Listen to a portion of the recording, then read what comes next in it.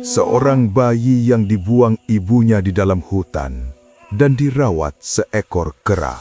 Sore itu, hutan pedalaman terasa lebih sunyi dari biasanya. Kabut tipis menggantung di antara pepohonan tinggi, sementara suara serangga berdengung seperti ratapan panjang alam. Di balik semak berduri, tergeletak seorang bayi mungil yang nyaris tak bergerak. Tubuhnya dibalut kain tipis yang sudah basah oleh embun dan lumpur. Bibirnya kebiruan, napasnya tersengal-sengal, seakan setiap hembusan adalah pertaruhan antara hidup dan mati. Tangisnya terdengar lirih, tidak lagi kuat, seperti jeritan terakhir yang hampir menyerah pada takdir. Tak ada jejak kaki manusia di sekitarnya, tak ada tanda seseorang akan kembali. Bayi itu dibuang begitu saja, diserahkan pada ganasnya hutan dan dinginnya malam. Jika tak ada keajaiban, mungkin senja itu menjadi senja terakhir dalam hidupnya. Di atas pohon besar yang rindang, seekor kera betina mendadak menghentikan gerakannya. Telinganya menangkap suara asing, bukan suara burung, bukan pula jeritan binatang terluka. Itu adalah tangisan kecil, lemah, dan memilukan. Perlahan ia turun, melompat dari dahan ke dahan, mendekati sumber suara dengan kewaspadaan tinggi. Saat ia melihat bayi manusia itu tergeletak tak berdaya, matanya membesar. Ia mendekat, mencium aroma tubuh kecil itu, lalu menyentuhnya dengan ujung jari. Tubuh bayi itu dingin. Tanpa naluri buas, tanpa niat menyakiti, sang kera justru menggendongnya erat. Ada getaran emosi yang tak bisa dijelaskan, insting keibuan yang bangkit. Seolah kehilangan anaknya di masa lalu membuatnya mengerti bayi ini tidak boleh mati sendirian. Dengan hati-hati, kera betina itu menggendong bayi manusia tersebut menggunakan kedua lengannya yang berbulu. Ia melompat perlahan, memilih dahan-dahan yang kuat hingga mencapai sebuah pohon besar yang rimbun dan tinggi. Di sanalah ia biasa berlindung dari hujan dan pemangsa. Ia menyusun dedaunan kering, ranting halus, dan lumut menjadi alas sederhana, lalu membaringkan bayi itu di tengahnya. Tubuh kecil itu masih gemetar, tangisnya semakin melemah. Sang kera kemudian memeluk bayi itu, menempelkan tubuh mungil tersebut ke dadanya yang hangat, menutupinya dengan bulu-bulunya sendiri. Angin malam berhembus dingin, namun pelukan itu menjadi satu-satunya perlindungan. Di tengah kegelapan hutan, seekor kera memilih menjadi perisai bagi nyawa yang bahkan bukan dari dunianya. Malam berjalan lambat, bulan tertutup awan, dan udara semakin menusuk tulang. Bayi itu kembali merintih, napasnya tersengal seperti tersangkut di dadanya. Setiap tarikan napas terdengar berat, seolah paru-parunya tak lagi sanggup bekerja. Sang kera betina merasakan getaran lemah itu dan segera memeluk lebih erat. Ia mengayun tubuhnya perlahan, maju dan mundur, seperti gerakan naluriah seorang ibu menenangkan anaknya. Sesekali ia mengeluarkan suara lirih, hampir seperti nyanyian tanpa nada. Ia tidak mengerti arti kematian, tetapi ia tahu rasa kehilangan. Dalam pelukan hangat di atas pohon itu, dua makhluk berbeda spesies berjuang melawan satu musuh yang sama, ajal yang semakin mendekat. Hujan turun tanpa aba-aba, menimpa dedaunan dan ranting dengan suara rapat yang menggema di seluruh hutan. Sang kera betina merapatkan tubuhnya ke dahan, melindungi bayi itu dari terpaan air.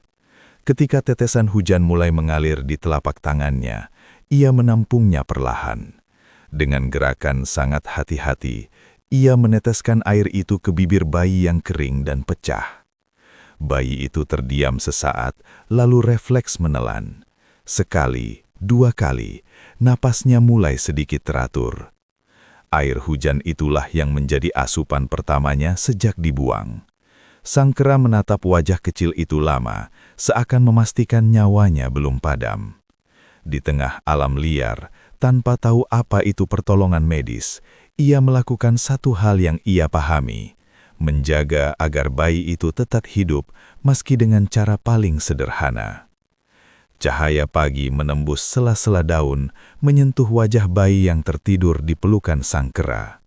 Untuk pertama kalinya, malam berhasil dilewati. Bayi itu membuka matanya perlahan, menatap kosong seolah kebingungan melihat dunia baru. Tangisnya memang belum kuat, namun napasnya tak lagi sesengal semalam. Sang kera mengeluarkan suara pendek, penuh kegembiraan, lalu membersihkan wajah bayi itu dengan sentuhan lembut. Ia memanggil kelompoknya dari kejauhan, berharap ada yang datang. Tak satu pun mendekat, tetapi ia tak gentar. Pagi itu memberinya keyakinan baru, bayi manusia ini ingin hidup, dan selama hutan masih memberi napas, ia akan terus menjaganya sekuat yang ia bisa. Hari demi hari berlalu di bawah kanopi hutan yang rapat. Sang kera betina mulai memahami ritme tubuh bayi manusia itu. Setiap kali bayi menangis lirih, ia tahu itu pertanda lapar atau kedinginan. Ia mencari buah-buahan yang paling lunak, mengunyahnya perlahan hingga sari airnya keluar, lalu menyentuhkannya ke bibir bayi. Terkadang hanya setetes, terkadang lebih, namun cukup untuk memberi tenaga. Ia juga memindahkan bayi ke tempat yang lebih hangat saat angin bertiup kencang. Tak ada ajaran, tak ada contoh, hanya naluri dan rasa kasih yang memandu setiap tindakannya. Dalam kesunyian hutan, seekor kera belajar menjadi ibu bagi manusia kecil yang nyaris mati. Memasuki minggu kedua, perubahan kecil mulai terlihat. Bayi itu tak lagi hanya terdiam lemah. Jari-jarinya mulai menggenggam bulu sang kera saat digendong, dan tangisnya terdengar lebih lantang ketika lapar. Matanya lebih sering terbuka, mengikuti gerakan dedaunan yang bergoyang di atasnya. Sang kera betina merasakan kehangatan berbeda di tubuh kecil itu. Denyut kehidupan yang semakin kuat. Ia mengusap kepala bayi dengan lembut, seakan memberi semangat. Setiap napas bayi yang teratur menjadi kemenangan kecil baginya. Di tengah keterbatasan dan bahaya hutan, harapan perlahan tumbuh. Bayi itu tidak lagi sekadar bertahan. Ia mulai melawan untuk hidup. Suatu sore, hutan mendadak sunyi dengan cara yang tak biasa. Burung-burung berhenti berkicau, dan angin seakan menahan napas. Sang kera betina merasakan bahaya sebelum melihatnya.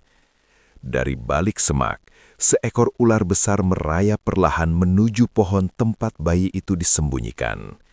Sisiknya berkilat, lidahnya menjulur, mengincar gerakan lemah di atas dahan.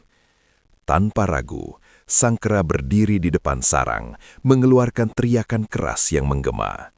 Ia melempar ranting dan buah sekenanya, memukul batang pohon dengan tenaga penuh. Beberapa kera lain akhirnya mendekat, ikut bersuara. Ular itu mundur perlahan. Bayi itu selamat, tapi ancaman hutan kini nyata.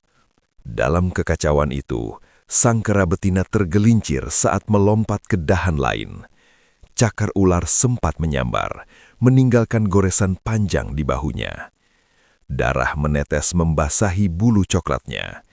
Rasa perih tak membuatnya mundur. Ia segera kembali ke sarang, memeluk bayi itu erat, memastikan tubuh kecil itu tak tersentuh bahaya. Bayi tersebut menangis kaget, dan sang kera membalas dengan suara lirih menenangkan. Luka di bahunya terus berdarah, namun ia memilih bertahan. Bagi sang kera, rasa sakit itu tak sebanding dengan kehilangan.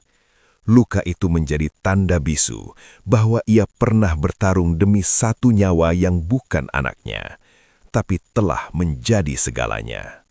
Pagi itu hutan terasa berbeda.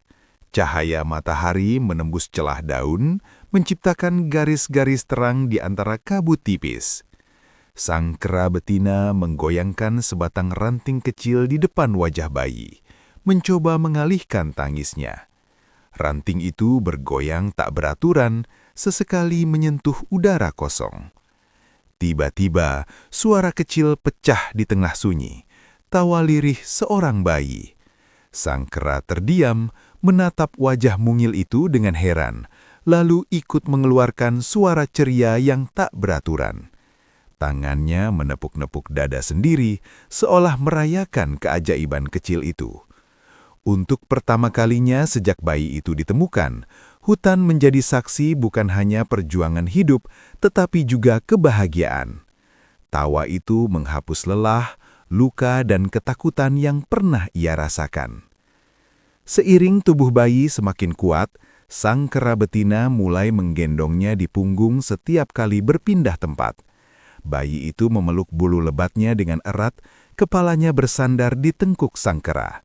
Dari atas punggung itu, bayi melihat dunia yang tak pernah ia kenal. Daun yang menari tertiup angin, burung yang terbang rendah, dan cahaya yang jatuh dari langit. Sang kera melompat dari dahan ke dahan dengan hati-hati, memastikan pegangan bayi tak terlepas. Setiap langkah adalah bentuk kepercayaan. Di punggung sang kera, bayi itu belajar tentang kehidupan, sementara sang kera belajar bahwa kasih sayang tak mengenal perbedaan wujud maupun asal.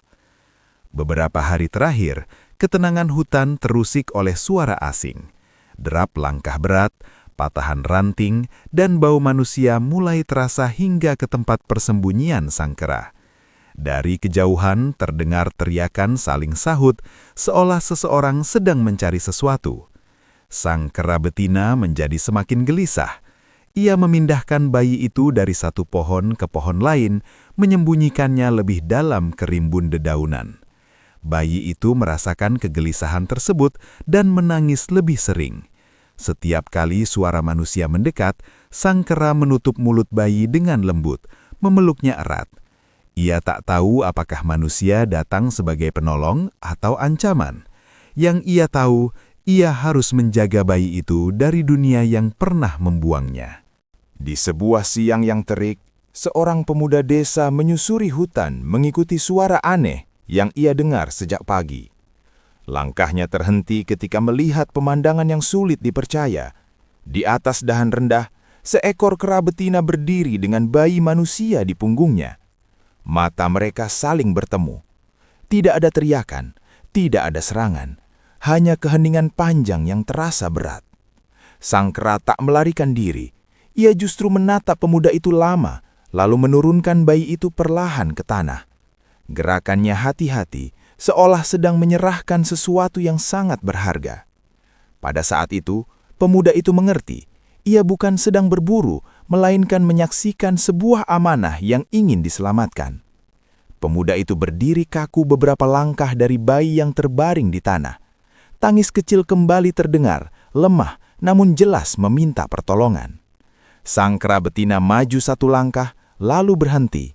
Matanya menatap pemuda itu dengan pandangan yang sulit dijelaskan. Bukan marah, bukan takut, melainkan penuh harap.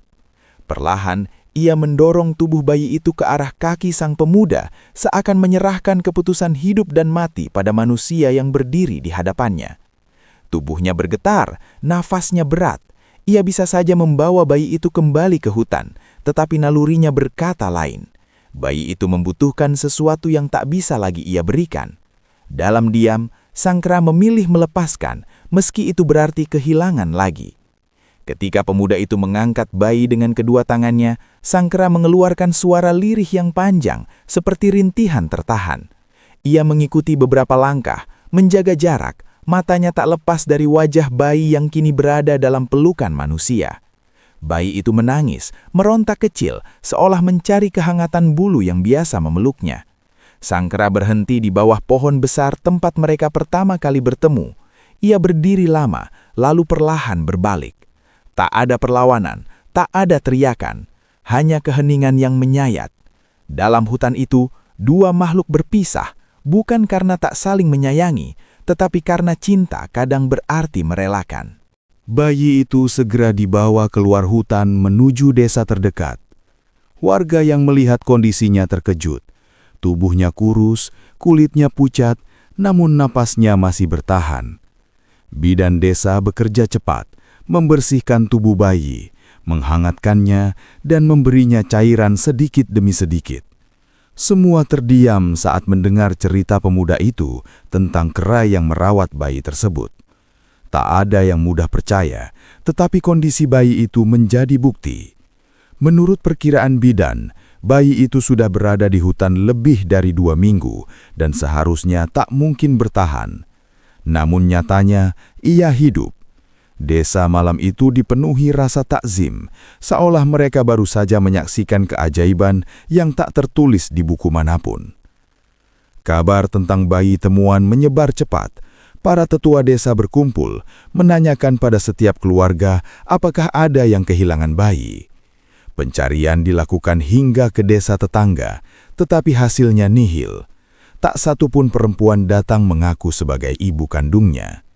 Bayi itu seolah tak memiliki asal-usul. Di tengah pencarian itu, pemuda yang menemukannya sering teringat tatapan kera betina di hutan. Ia bertanya dalam hati, bagaimana mungkin seekor hewan memiliki rasa tanggung jawab lebih besar daripada manusia? Pertanyaan itu menggantung tanpa jawaban, meninggalkan luka sunyi sekaligus pelajaran pahit tentang arti kemanusiaan. Setelah berminggu-minggu menunggu tanpa kepastian, keputusan berat akhirnya diambil. Pemuda yang menemukan bayi itu menyatakan kesediaannya untuk merawatnya sebagai anak sendiri. Warga desa mendukung, seakan bayi itu telah menjadi milik bersama. Ia diberi nama Raka, sebuah nama sederhana yang berarti kuat dan bertahan. Di rumah kecil itu, Raka tumbuh dengan kasih sayang yang tulus. Setiap kali ia terbangun di malam hari, pemuda itu menggendongnya, mengingat bagaimana bayi ini pernah bertahan di pelukan seekor kera. Cerita tentang ibu dari hutan selalu diceritakan dengan suara pelan, sebagai pengingat bahwa hidup Raka adalah hasil dari pengorbanan yang tak pernah meminta balasan. 20 tahun berlalu, Raka kini berdiri tegap di tepi hutan yang dulu hampir merenggut nyawanya. Langkahnya pelan, penuh hormat. Di bawah pohon besar tempat ia pernah diselamatkan, ia meletakkan buah-buahan dan menundukkan kepala. Angin berdesir, dedaunan bergoyang seolah menyambut. Dari kejauhan, seekor kera tua menatapnya diam-diam. Raka tak tahu apakah itu sosok yang sama, namun hatinya yakin. Ia tersenyum sambil berbisik terima kasih. Hutan adalah saksi awal hidupnya, dan seekor kera telah menjadi penjaga pertama nyawanya. Sebuah kasih yang melampaui naluri dan kata-kata.